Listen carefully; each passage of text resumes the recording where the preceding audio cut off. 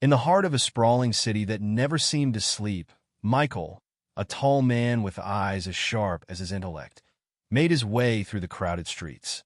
The air was thick with the smell of street food and the buzz of neon lights. Michael was not here for the vibrant nightlife. His mission was more somber. A tip-off from a confidential informant had brought him here. The black market, a place rarely whispered about even in the darkest corners of the city, was said to be open tonight. It operated from the shadows, selling what should never be sold. As he turned into an alley, his friend and colleague, Alex, caught up with him. Alex, more skeptical but equally committed to justice, adjusted his glasses and muttered, "You really think we'll find anything, Michael? This could be a wild goose chase." Michael glanced at him, his determination unwavering. "We have to try, Alex. If there's even a slight chance we can save someone, it's worth it." They navigated through narrower streets until they arrived at an unmarked door guarded by a large man with a scanner. Michael and Alex pretended to be buyers, their hearts racing as they were scanned and allowed entry. Inside, the scene was grim. A low buzz of hushed negotiations filled the air, punctuated by the occasional clink of money changing hands. In makeshift cages and chains, various creatures and beings from across galaxies were displayed. Humans were rare, but not unheard of in such places. Alex's voice was low, his anger barely contained. "This is worse than I imagined, Michael."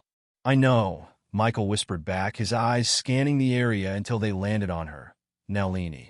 She was unlike any being he had seen before, her delicate features illuminated by the eerie glow of the cage lights. Her eyes, large and expressive, met his, and something within him stirred.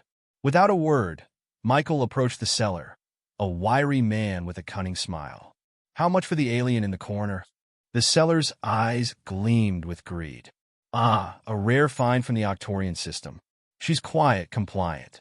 A perfect specimen. 50,000 credits." Michael's jaw tightened. Alex, ever the voice of reason, leaned in and whispered, "Michael, think this through. What will you do with her?" "We're taking her with us. That's what. She doesn't belong in this hellhole." Michael didn't break eye contact with the seller as he spoke. After a tense negotiation, money exchanged hands. The seller, smirking, unlocked Nalini's cage. As she stepped out, her legs trembled slightly and used to freedom. Alex watched, his skepticism replaced by a sense of urgency. "Let's get out of here before they decide to double-cross us." As they left the dark confines of the market, Nalini squinted against the bright lights of the city. Michael turned to her, his voice gentle. "You're safe now. We're going to help you." Nalini's response was soft, her accent thick and musical. "Why would you help me, a stranger?" "Because everyone deserves freedom," Michael replied, looking into her eyes, promising silently that he would fight for her. Together, the trio made their way back through the city's labyrinthine streets, away from the dark market and towards the promise of a new beginning. As they walked, the first hints of dawn colored the horizon, casting a new light on their path ahead. The night air was crisp, biting as Michael, Alex, and Nalini hastened away from the murky depths of the black market. The city, with its labyrinth of narrow streets bathed in the glow of neon signs, felt even more oppressive after what they had witnessed. Nalini's presence among them was a stark contrast to the chaotic energy around. Her quietness was almost as tangible as the city's din. As they navigated through the deserted alleyways, Michael could sense Nalini's unease. "It's going to be all right," he reassured her, though his eyes continuously scanned the shadows for any signs of pursuit. "Why did you choose to help me?" Nalini's voice was a mere whisper, her eyes fixed on the ground as she walked. Before Michael could answer, Alex chimed in. "It's what we do. We couldn't just leave you there. Not with those traitors." They reached Michael's car, an old but reliable sedan parked on a quieter street. As they drove away from the darker part of the city, the tense silence was eventually broken by Michael. "We're not out of the woods yet. Those guys back there, they have a reach and influence we can't underestimate." Nalini's eyes widened in the rearview mirror. "What will they do if they find us?" "We won't let that happen," Alex reassured her, though his grip on his phone, ready to call for help, betrayed his anxiety. Michael turned onto the highway, the city lights fading behind them. We need to get you somewhere safe, a place off the radar. I have a friend who can help us.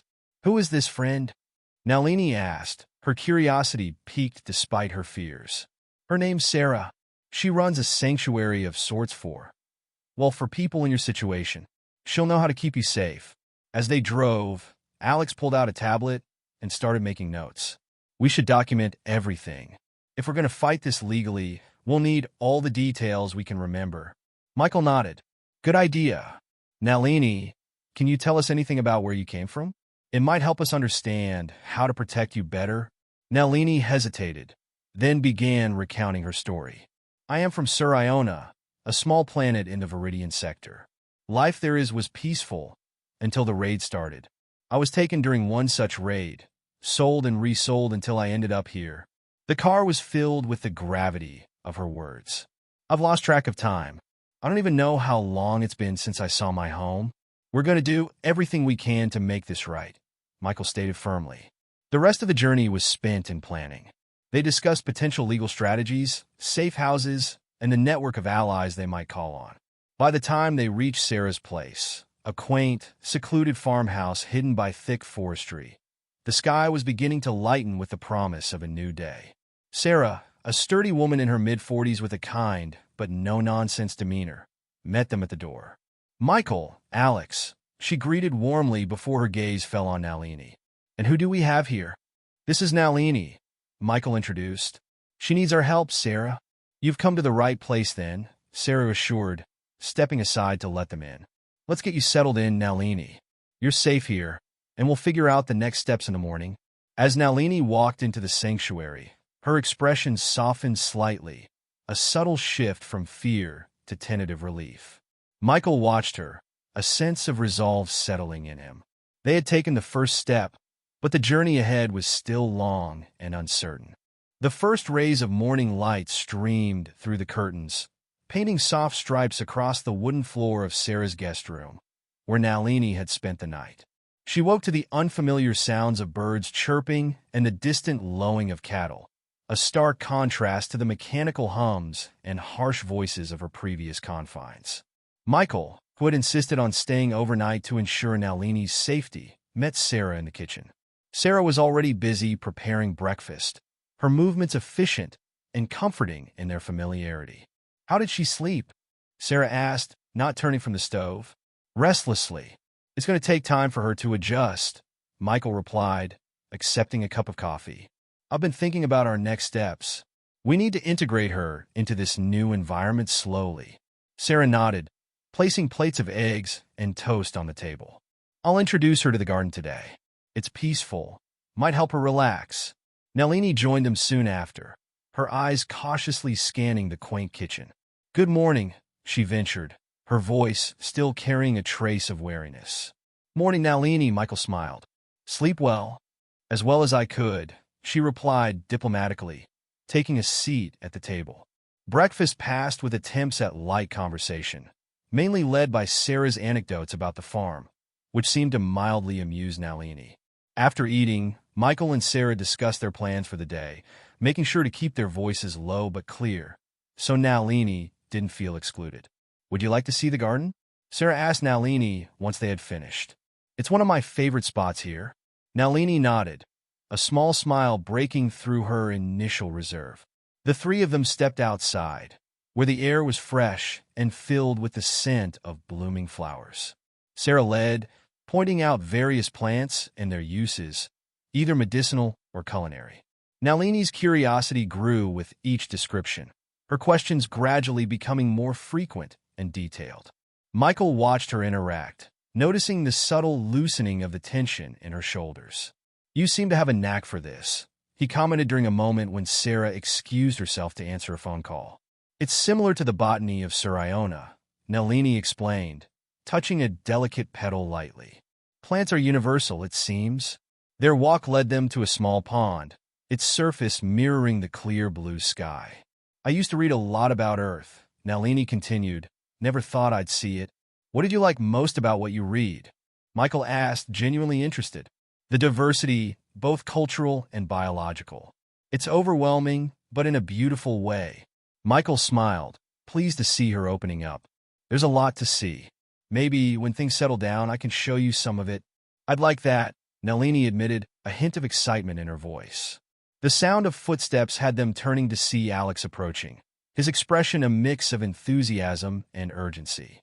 Sorry to interrupt, but we've got a lead on a legal avenue for Nalini's situation. There's a precedent for extraterrestrial asylum that might work in our favor.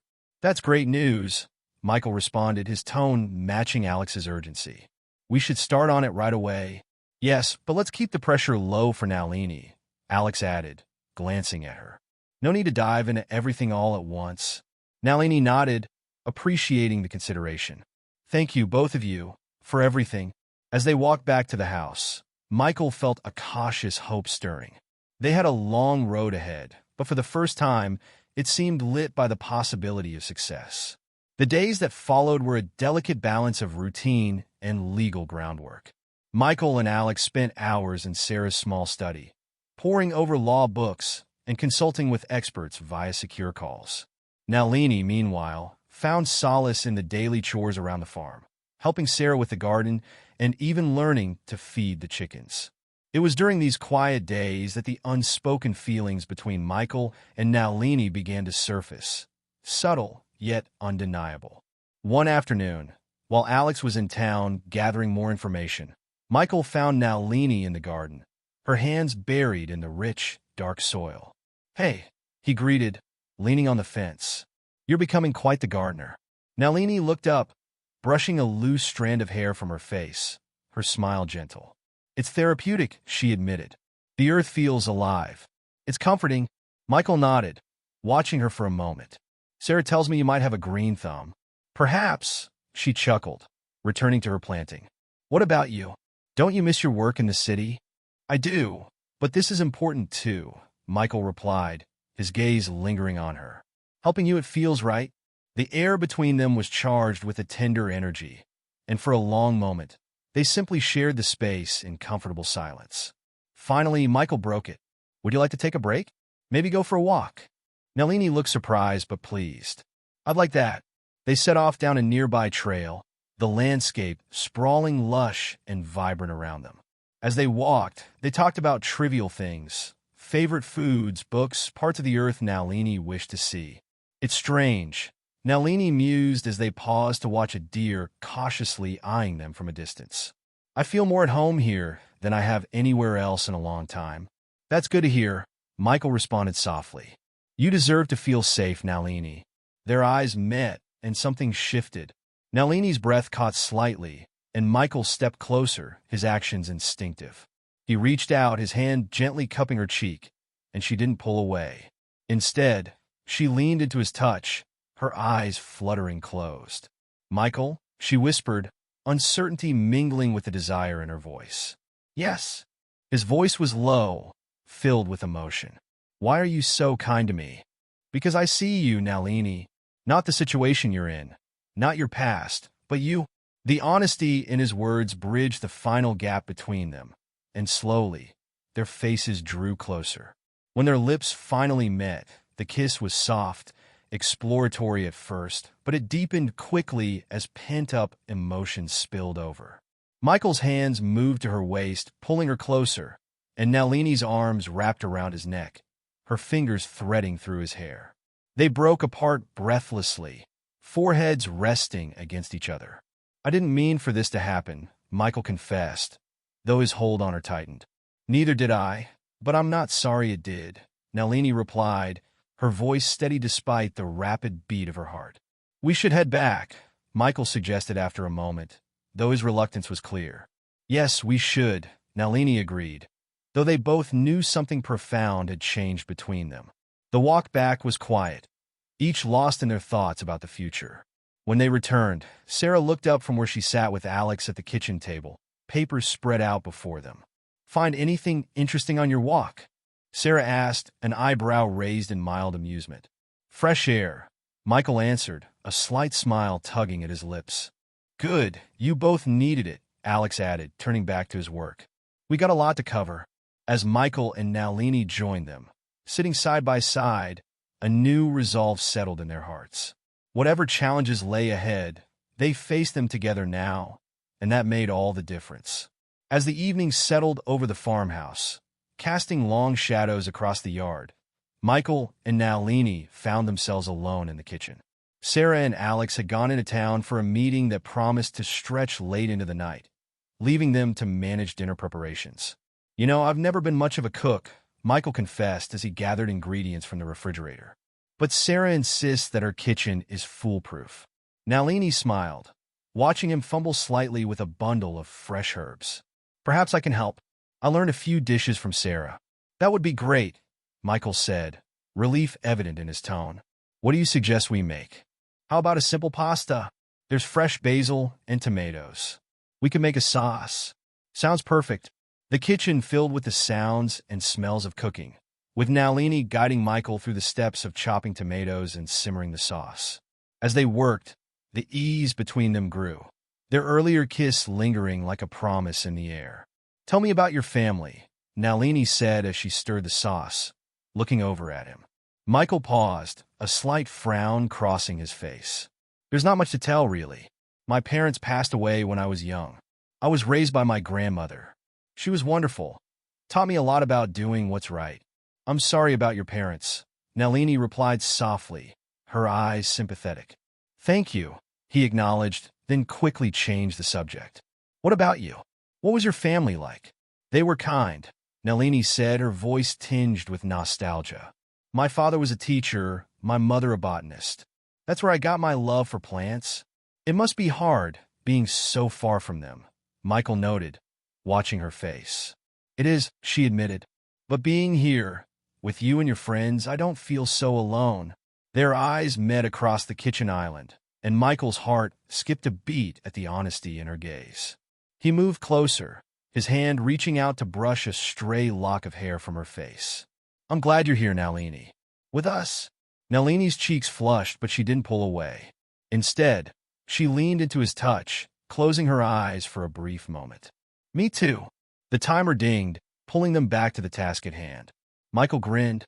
"Looks like the pasta's ready. Shall we?" "Yes, let's eat." They sat at the small kitchen table, the meal spread out between them.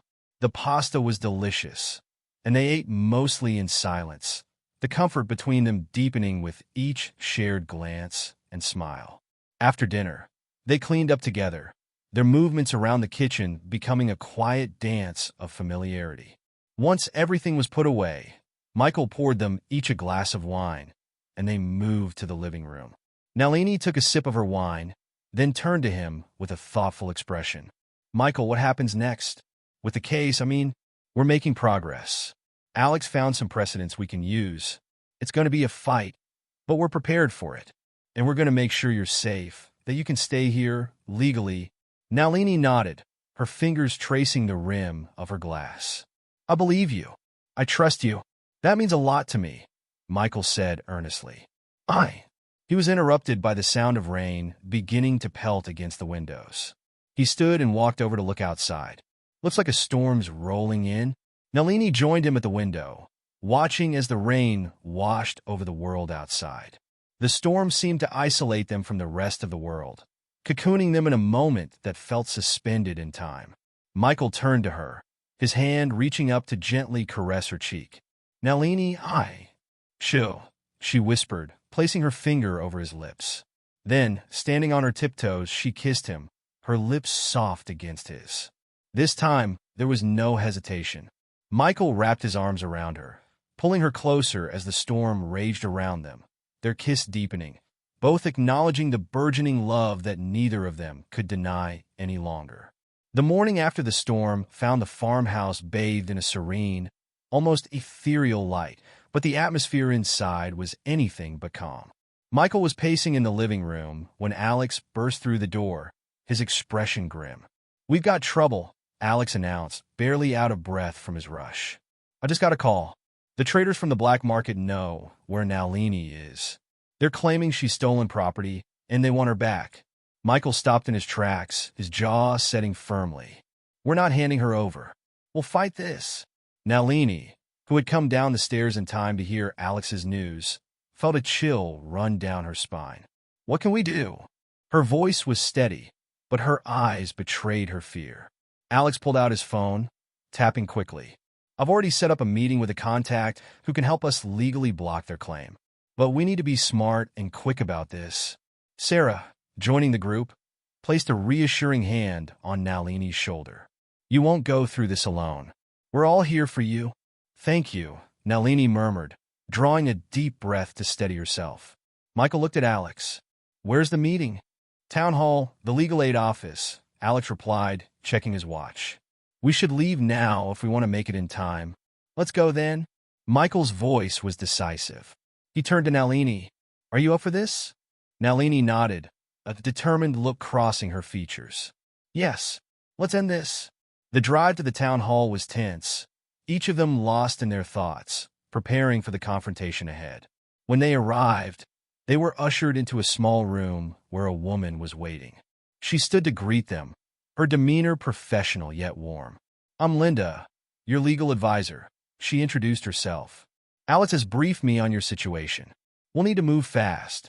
The traders have a lot of influence, but the law is on our side if we play this right. Linda laid out their options, her tone confident. We'll file for an emergency injunction first. It will prevent any attempts to forcibly remove Nalini while we work on a more permanent solution. Michael listened intently, then asked, what about public opinion? Could that help us? It might, Linda acknowledged. A case like this could draw significant attention. It could sway things in our favor if we handle the media correctly. Alex nodded. I can start putting together a press release, something that highlights the human rights angle. Good, Linda agreed. We'll need all the support we can get. The meeting continued with strategic planning, each member of the team taking on tasks. Nalini, feeling a mix of gratitude and anxiety, spoke up. I want to be part of this. I can share my story. Maybe it will help others see the truth. That's very brave of you, Linda said, offering Nalini an encouraging smile. Your voice could be very powerful in this fight. With a plan in place, they left the town hall feeling cautiously optimistic. On the drive back, Michael reached over to squeeze Nalini's hand. No matter what happens, we're in this together. Nalini returned the squeeze, her heart a little lighter. Thank you, Michael, for everything. As they pulled into the driveway of the farmhouse, the earlier tension had lifted slightly, replaced by a shared resolve. They were not just a group of individuals anymore. They were a team united by a common cause. That evening, as they gathered around Sarah's kitchen table, their strategy laid out before them, there was a sense of camaraderie that went beyond their mission. They were fighting not just for Nalini's freedom, but for her right to a life of dignity and respect, values that they all held dear. The farmhouse hummed with activity the next morning. Michael, Alex, and Sarah worked in tandem, reviewing documents and preparing for the legal showdown. Nalini sat nearby, observing them with quiet determination. For the first time, she felt like an active part of her own destiny rather than a passive observer. We have the hearing tomorrow, Alex said, glancing at his laptop. The injunction's been filed, so they can't legally touch Nalini until the case is heard. That's a relief, Michael said, but his tone was cautious. It doesn't mean they won't try to intimidate us. Sarah poured coffee for everyone, setting a mug in front of Nalini. If they show up, they'll regret it. This place is more secure than they realize. Michael nodded, but his focus remained on Nalini. Nalini, are you ready for tomorrow? You'll have to speak in court, tell your story. Nalini's hands tightened around her mug. I'm ready. If this can stop them, I'll do whatever it takes. Good, Michael said, his voice softening. We'll be right there with you. You're not alone. Alex looked up from his work. We also need to finalize the public angle. If things go south in court, we can't let them sweep this under the rug. I'll write a statement, Michael offered. Something we can use to rally support if it comes to that. Alex smirked. Look at you, Mr. Lawyer and PR specialist. Michael rolled his eyes. Desperate times, Alex. Nalini's gaze flickered between them, a small smile playing on her lips. Despite the gravity of their situation, she felt comforted by the camaraderie between the two men. By mid-afternoon, the team had made significant progress. Michael stretched and leaned back in his chair. I think we've covered everything for today. How about a break? Alex raised an eyebrow. A break? You? That's a first. Michael ignored him and turned to Nalini. What do you say? Want to take a walk? Nalini hesitated, but then nodded. Yes, I'd like that. They stepped outside, the cool breeze carrying the scent of wildflowers. The sun was low in the sky, casting a warm, golden glow over the fields. You've been quiet today, Michael observed as they walked. What's on your mind? Nalini glanced at him, her expression thoughtful. I've been thinking about tomorrow. About what I'll say. It's not just about me, is it? If we win, it could mean something for others like me. Michael stopped, turning to face her. It's true, but don't feel like you have to carry that weight alone. Just tell your story. That's enough.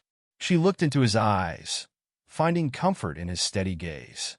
Thank you, Michael, for everything you've done for me, for believing in me. He smiled, his hand brushing hers as they resumed walking. You've given me a reason to fight for something real. I should be thanking you. They returned to the house as twilight fell, their spirits lighter despite the challenges ahead. Inside, Alex was setting the table for dinner, a triumphant grin on his face. What's with the smile? Michael asked, taking his seat. I dug up some dirt on those traitors, Alex said, his tone smug. Nothing illegal, but enough to make them think twice about pulling any stunts tomorrow. Sarah clapped her hands together. Now that's the kind of news I like to hear. As they ate, the group felt a renewed sense of unity. Tomorrow's hearing loomed large, but for now, they allowed themselves a moment of hope. Together, they were stronger than the forces arrayed against them. And for the first time, that strength felt unshakable. The courtroom was silent except for the occasional shuffle of papers and the murmur of voices. Nalini sat beside Michael, her hands resting tightly in her lap. Alex leaned over, whispering to Michael. The traitor's lawyer looked smug. Let's knock that out of him. Michael smirked, but kept his focus on the judge, who was reviewing the preliminary documents. We will, he said confidently. The judge looked up, her eyes sharp. We're here to determine the legitimacy of the claim that Ms. Nalini belongs to the plaintiffs as property. Mr. Carter, she addressed the opposing lawyer. You may begin. The traitor's lawyer stood, buttoning his suit. Your Honor, the plaintiffs acquired Ms. Nalini legally through interstellar trade. Her status as property under Viridian law is clear. Michael leaned over to Nalini. Stay calm. I'll handle this. When it was his turn, Michael rose, his voice steady. Your Honor, Earth does not recognize sentient beings as property. The so-called trade that brought Ms. Nalini here violates our laws and basic principles of human and alien rights. The judge raised an eyebrow. Do you have evidence to support this claim? Michael handed over a document. This is a report from an interstellar rights organization confirming the illegal nature of the Viridian raids that led to Ms. Nalini's abduction. Furthermore, we have her testimony. The judge turned to Nalini. Ms. Nalini, would you like to speak? Nalini stood, her heart pounding, but her voice steady. Yes, Your Honor. I was taken from my home against my will. I was treated as less than a person, and I have endured things I wish no one would ever experience. Here on Earth, I have found kindness, safety, and a chance at freedom. I ask for the right to stay and live as a person, not as property. Her words hung in the air, heavy with emotion. The judge nodded. Thank you, Ms. Nalini. The traitor's lawyer scrambled to respond, but Alex had preemptively leaked their shady business practices to the press. A flurry of journalists outside the courthouse ensured the traitors were under public scrutiny, their reputation eroding by the minute. After a tense deliberation, the judge finally spoke. The court rules in favor of Ms. Nalini. She is recognized as a free individual under Earth law, with all rights and protections therein. Michael let out a breath he hadn't realized he was holding. Nalini turned to him, her eyes glistening. We did it, she whispered. No, he corrected with a soft smile. You did it. As they left the courthouse, the press swarmed them, but Alex skillfully deflected the questions. No comments for now, he said, ushering the group toward the car. That evening, back at the farmhouse, the atmosphere was lighter than it had been in weeks.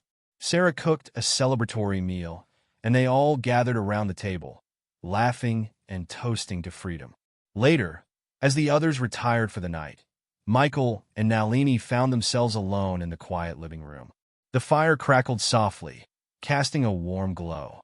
Nalini turned to Michael, her voice gentle. "You've changed my life, Michael. I don't know how to thank you." "You don't need to," he said, reaching out to take her hand. "You've shown me what it means to fight for something that matters." She leaned closer, her voice barely a whisper. "You mean more to me than you realize." Michael cupped her face, his thumb brushing her cheek.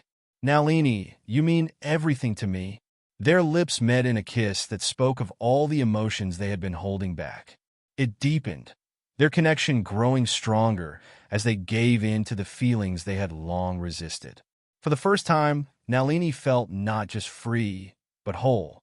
And for Michael, the fight had been worth every moment because it had brought her into his life. Together, they had faced the odds and emerged victorious, not just for her freedom, but for the bond they now shared.